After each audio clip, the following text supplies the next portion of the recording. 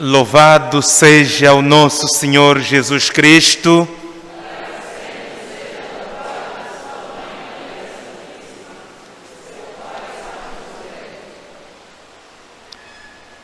Queridos irmãos, queridas irmãs, prezadas famílias, as leituras que a Sagrada Liturgia nos apresenta para o dia de hoje são bastante sugestivas, tendo em conta aquele que é o nosso interesse enquanto cristãos, enquanto seguidores de Cristo, enquanto discípulos, enquanto evangelizadores.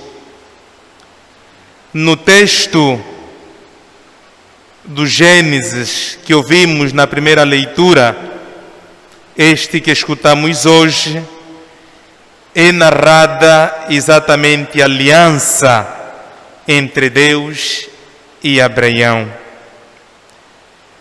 Esta aliança entre Deus e Abraão continua em Moisés e torna-se definitivamente em Cristo. Abraão, nesta leitura, é apresentado como um profeta a quem Deus revela numa visão uma palavra. Mas que palavra Deus revela a Abraão? O oráculo da salvação. Quando Deus dirige-se a Abraão e diz: nada temas. Ao dizer a Abraão: nada temas, encerra, na verdade, uma garantia de proteção divina de Deus que se oferece ao cuidado de Abraão enquanto disponível a fazer a missão que lhe foi confiada por Deus. Por isso, Deus se apresenta também diante dele e diz-lhe: eu sou o teu escudo. Onde Deus se apresenta como escudo de Abraão, também aproveita esta soberba ocasião para poder fazer a promessa, mais uma vez, a aliança que Deus faz com Abraão.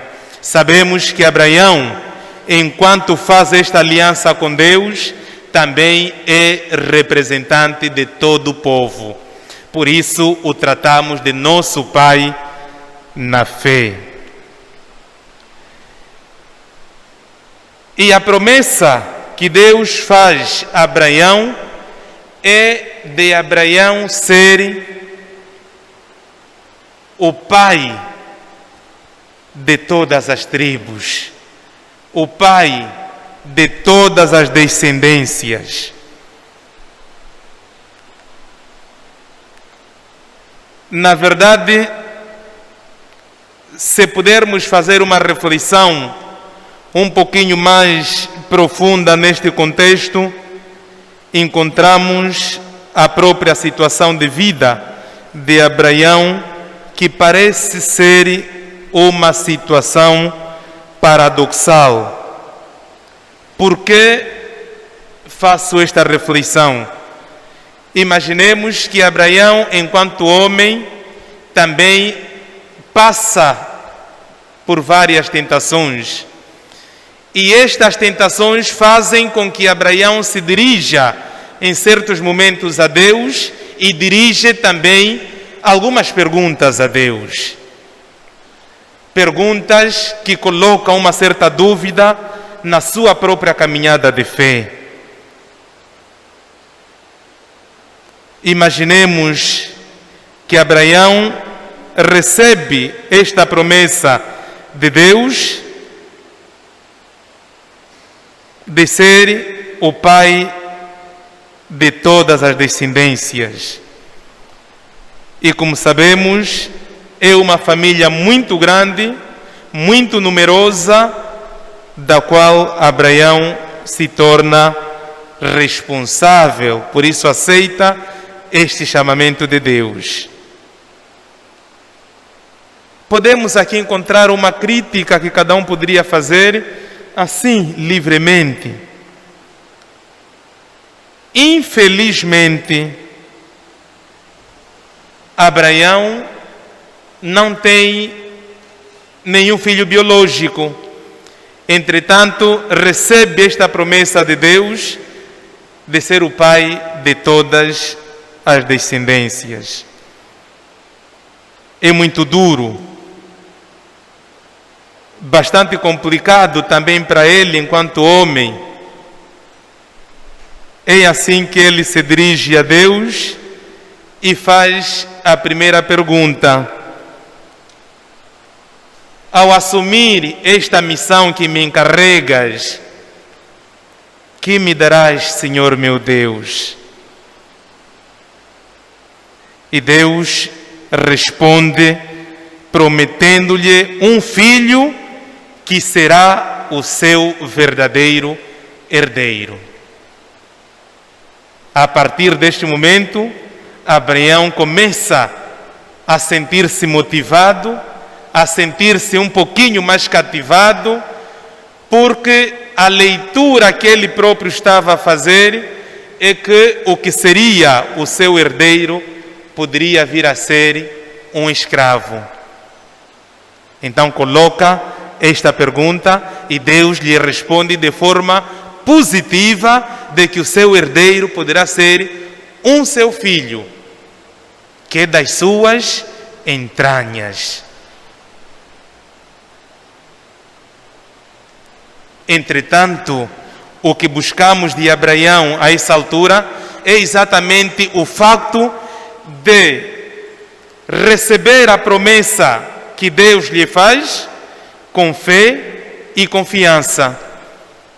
Independentemente da sua idade, que já era avançada, fisicamente já não se encontrava bem, é exatamente nesta fase que Deus aparece e lhe faz a promessa de que terás um filho.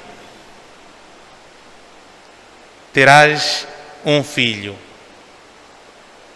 Não colocou em causa a sua idade, não colocou em causa a sua debilidade física, apenas acredita nas palavras de Deus. E este acreditar nas palavras de Deus é que todos nós deveríamos buscar. Muitas das vezes passamos diversas dificuldades que levam-nos a esquecer a presença de Deus na nossa vida e muitos de nós nos perdemos. Nos perdemos em certas ocasiões quando caminhamos com e no sofrimento aparece um tal falso profeta que começa a nos animar com muitas palavras falsas e perdemos o caminho de Deus. Perdemos de acreditar nas palavras de Deus. Perdemos confiança. E quando perdemos confiança, devemos ter também a garantia que começamos a nos enterrar, porque começamos,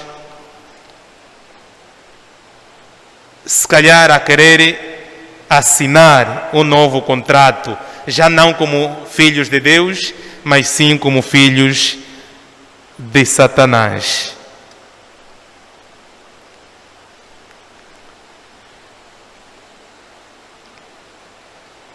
Abraão acredita no Senhor. Porém, a sua fé continua sendo provada, por isso é mais uma vez colocado em prova, ou mais uma vez colocado em teste. E este pequeno teste lhe faz interrogar mais uma vez a Deus: como saberei que tomarei posse da terra que Deus lhe promete. Entretanto, Deus lhe responde de forma muito simbólica, que também lhe convence. Por isso, caros irmãos e irmãs, o exemplo de Abraão deve nos guiar na direção certa. A fé do Espírito Santo, que transforma a nossa vida, a fé em Deus Todo-Poderoso, que nos torna cada vez mais homens novos e mulheres novas. Aquilo que dizíamos ontem, aquilo que somos e aquilo que fazemos, diante daqueles que não acreditam em Deus, eles devem se sentir interpelados. É perigoso se nos nossos locais de trabalho, em todos os locais onde nos encontramos, as pessoas que nos veem pela primeira vez não se indagam se nós somos verdadeiramente cristãos. Se nunca ninguém apareceu diante de nós e nos perguntar: irmão, será que tu és cristão? É perigoso, é motivo para começarmos a nos questionar. É motivo para começarmos a questionar as nossas ações diante dos irmãos. Não devemos ficar descansados debaixo da sombra da bananeira. O ser cristão é exigente, obriga da nossa parte entrega, aceitação e trabalho muitas das vezes. E em certos momentos, negar aquilo que nos satisfaz para podermos lutar para a satisfação dos outros. Exatamente por isso somos cristãos. Se em nenhum momento nos sacrificamos para o bem daqueles que nos rodeiam, então a nossa cristandade acabará sendo falsa, porque não mostramos a nossa fé. Somos fariseus e hipócritas. E nós não devemos ser hipócritas. Aquilo que também eu dizia ontem aqui, muitos de nós rezamos todos os dias, comungamos todos os dias. Infelizmente, a comunhão que recebemos, que habita em nós, infelizmente não nos transforma. Não nos transforma por quê? Porque não acreditamos na graça que a comunhão nos transmite. E isso tudo passa por causa da falta de fé, ou então da nossa pouca fé. Se tivéssemos fé, ou se fôssemos gente de muita fé, irmãos, muita coisa se realizaria em nós sem nenhum esforço da nossa parte. Porque a vontade de Deus na nossa vida necessariamente deve nos transformar. Deve nos transformar. Jesus, no Evangelho que acabamos também de ouvir, faz-nos a todos um grande convite a estarmos atentos nas nossas escolhas. Chama-nos a atenção a estarmos cautelosos, porque dentro da própria comunidade cristã, dentro da própria comunidade que se encontra na igreja, dentro da comunidade dos discípulos de Cristo, encontramos pessoas de 2 ou 3 grupos: aqueles que são bons e aqueles que são maus. É exatamente assim que aparecem os famosos falsos profetas. Esses falsos profetas têm sido causadores de muitos problemas nas nossas famílias. Encontramos famílias a se separarem porque o filho acusou o pai de feiticeiro ou acusou a mãe de feiticeira. Encontramos filhos que, porque recebeu uma informação do lado deste falso profeta, de que o seu pai e a sua mãe é assada e cozida porque você tem salário alto, não sei o que e tal, não prestas atenção ao seu pai. Então o filho vem, encontra o pai, associa a imagem do pai e a informação que recebeu da parte daquele falso profeta, como conclusão é querer levar o seu pai no lar da terceira idade, né? Então encontramos famílias a se dividirem por causa das interpretações feias feitas por estes falsos profetas. O importante, na verdade, é a nossa própria capacidade de analisar os fatos. Como é possível um filho acreditar numa informação de que o seu pai lhe quer matar? Este filho que acredita perdeu a fé, já não acredita em Deus. Por que que o teu pai, se fosse verdade, não te terá morto no tempo em que eras pequeno? Gastou, fez um certo investimento na sua formação. Agora que começas a ter salário grande, salário alto, é que achas que o teu pai é feiticeiro. Eu penso que o agir desta maneira acaba sendo desumana. E isto acontece nas nossas famílias, acontece na nossa realidade diária. A não ser que em Luanda não aconteça isso. Se em Luanda não acontece coisas do gênero, então podemos elogiar, podemos parabenizar Luanda.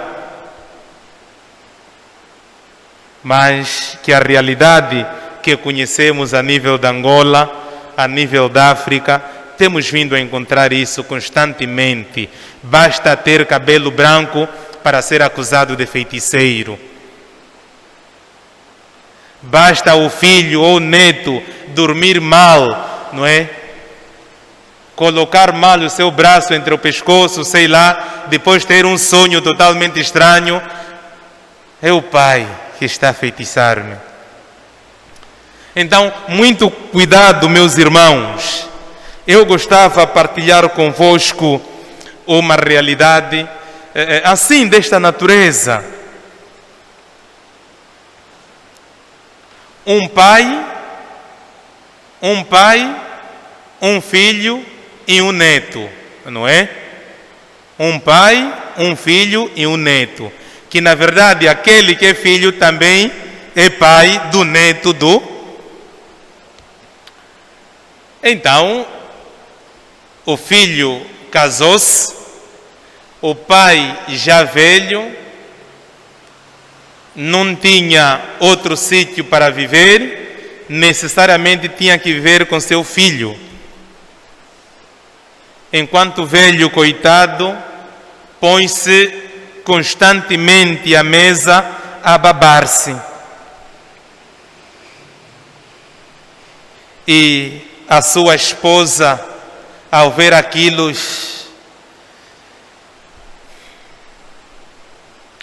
lhe incomodou variadíssimas vezes.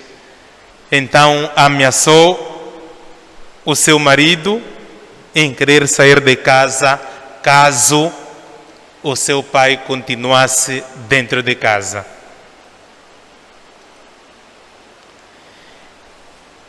E este homem, como sempre disse à sua esposa de que o amava de todo o coração,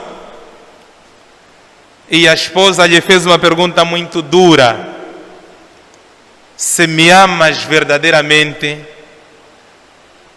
devemos expulsar o teu pai de casa.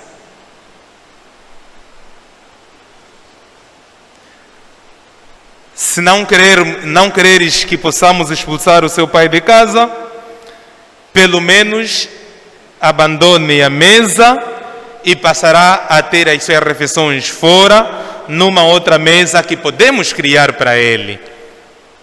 Então esta possibilidade o filho infelizmente aceitou. Foi à mata cortar alguns paus, trouxe, fez uma mesa fora para o seu pai. Depois de ter feito a mesa, aquelas cascas das árvores, não é?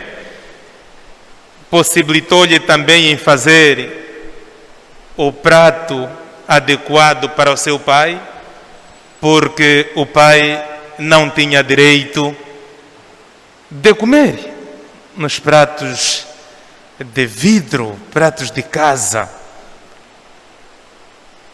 Então começa a comer naquele prato feito de cascas de árvores. E o seu filho perguntou: pai, o que é que estás a fazer ao avô? Ah não, então filho, não das conta que quando teu avô está aqui, nós todos ficamos com náusea e tal. Então o filho disse: ok, está bom. Não se esqueça que também vais ficar velho. Isto que estás a fazer ao avô é que nós também faremos a ti.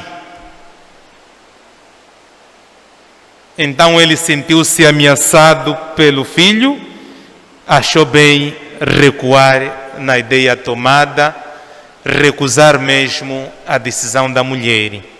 Então entraram em crise e depois não sabemos como resolveu o problema com a mulher e com o amor que tanto sentia por ela, que este amor lhe levava mesmo a escorraçar o pai da sua casa. Eu, muito sinceramente, refletindo convosco, não sei até que ponto isto é amor. Porque quando falamos de amor, o amor deve nos levar a viver momentos felizes, não é?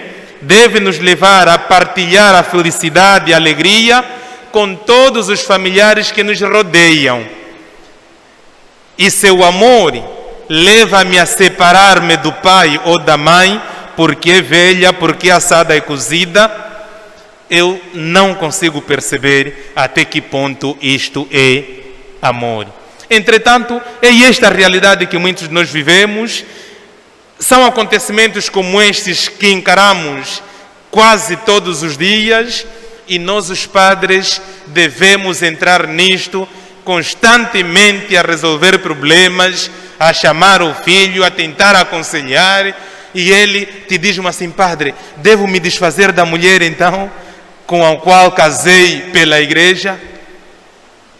Então aí o padre sente-se obrigado de chamar a mulher para também dar-lhe uma catequese e lhe fazer recordar que quando você casou aqui na igreja, não prometeste chutar de casa o seu genro, ou o seu sogro, é o sogro, né? Então, é isto que vivemos quase todos os dias.